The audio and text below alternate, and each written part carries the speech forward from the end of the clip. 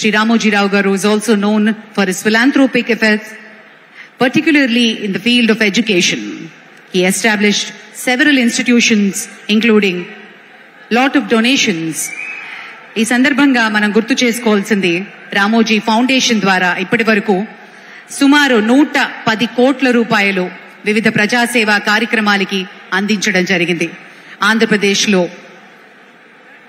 ఒక ఊరు, అలాగే తెలంగాణలో నాగులపల్లి గ్రామాల్ని దత్తత తీసుకుని ఆ గ్రామాలకు కావాల్సిన వసతుల్ని కూడా కల్పించారు. స్కాలర్షిప్స్ అందించడమే కాదు, విద్యార్థులకు స్కూల్స్, బిల్డింగ్స్, రోడ్స్, ఎలక్ట్రిఫికేషన్, వివిధ సదుపాయాలని కూడా ఏర్పాటు చేశారు రామోజీరావు గారి ఫౌండేషన్ తో. శ్రీ రాజమౌళి గారికి ఉన్న అపారమైనటువంటి అనుబంధం ఈనాడు సంస్థతో, అలాగే రామోజీరావు గారితో. మరి అలాగే శ్రీ కీరవాణి గారు కూడా ఈ సందర్భంగా ఈ సంస్మరణ సభలో పాల్గొనడం విశేషం. వారికి కూడా ఆహ్వానం పలుకుతున్నాము.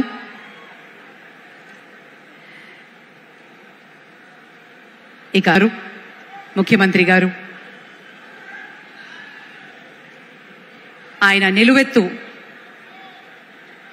చిత్రాన్ని మనం చూస్తూ ఉన్నాం. ఆయనకి సందర్భంగా నివాళులు అర్పిస్తూ తెలుగు సినిమా పరిశ్రమ నుంచి కూడా పెద్దలు పూలమాలల్ని అందిస్తారు ఇప్పుడు.